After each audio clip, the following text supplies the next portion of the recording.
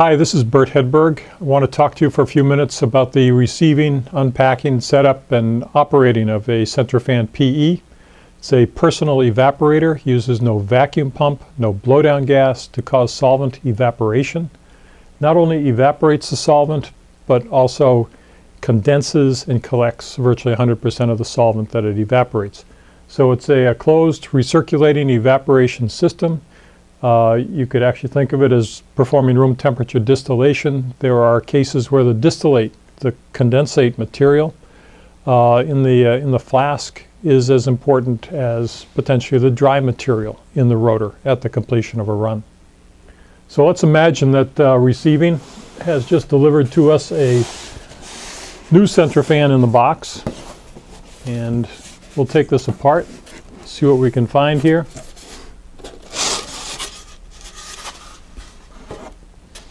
Packed very well because there is glassware here. There is a glass cold trap, which is manufactured for the system. On top here, operator's manual. Considerable amount of bubble pack, making sure it travels safe in spite of some shippers out there. This, I assume, is the cold trap.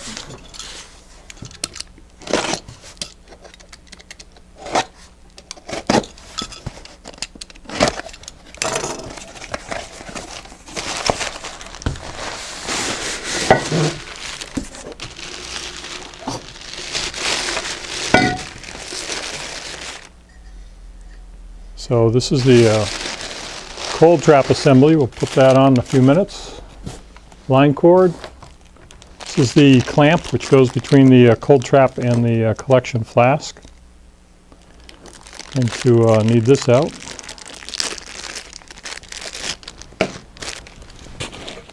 Trying to go a little bit fast here so I'm not boring all of you. This is the clamp to hold the cold trap to the upright. It's attached to the instrument. It's an integrated system. When you're finished, you can actually carry it around the lab. It's very portable. This is an Eppendorf tube rotor. So this is one of the rotor options with the system. Instruction sheet. I'm going to have to stand up here for a minute. Take out some of these styrofoam pieces. Down here is the flask itself. This is the collection flask.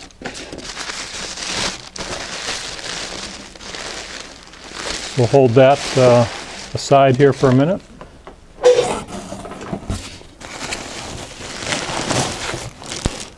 A little more bubble pack. And finally the Centrifan itself.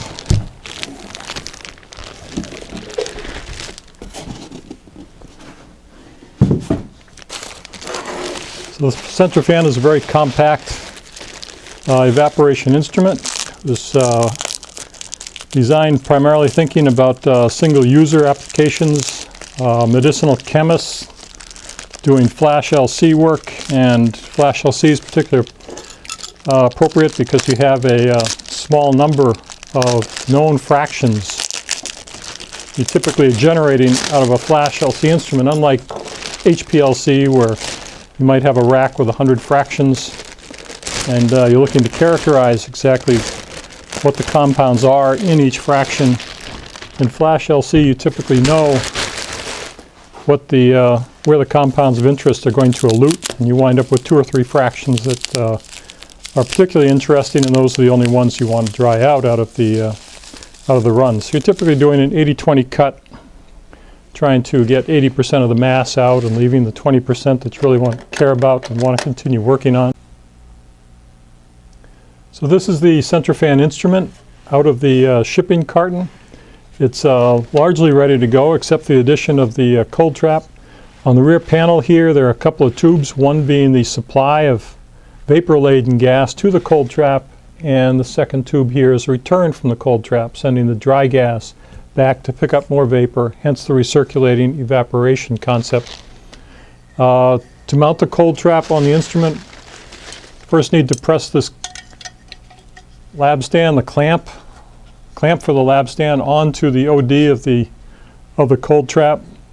The lab stands at, or the nut on the lab stands at 12 o'clock. Position the outlet tube approximately 2 o'clock to start. And take the cold trap. Watch the inlet connection here, but you want to put it through the space in this bracket.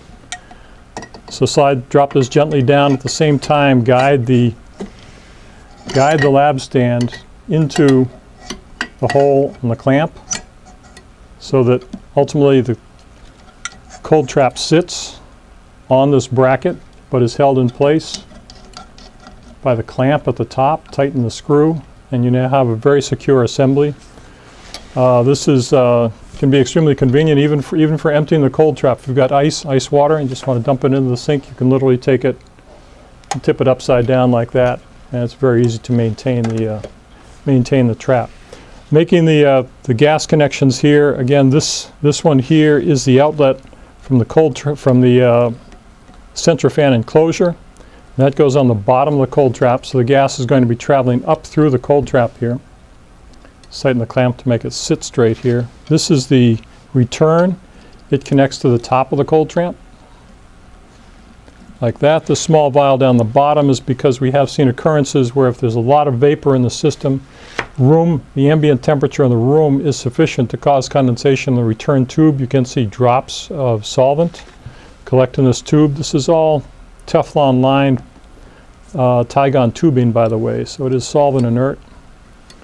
But you can see condensate dripping down the inside of this tube, and so we put a catch vial down here just so we didn't have to return the solvent back inside the container after we worked so hard to sort of get the vapor out.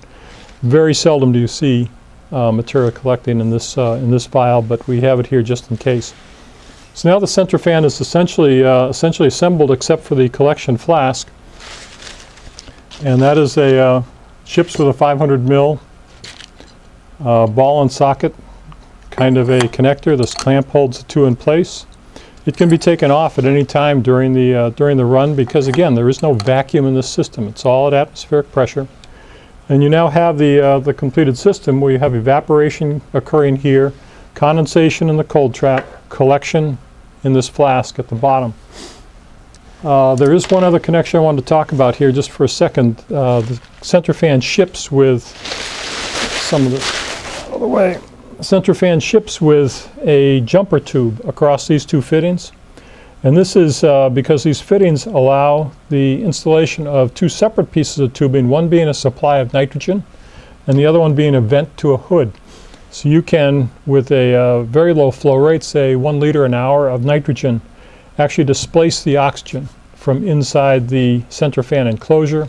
The vent line will deliver the overflow gas to the hood, but that allows the Centrifan to use its the self-generating blowdown gas feature of the instrument to dry your solvent in an oxygen-free atmosphere. So many times some of the compounds that are being used can be degraded in the presence of oxygen, and this allows you to run the Centrifan in a nitrogen environment.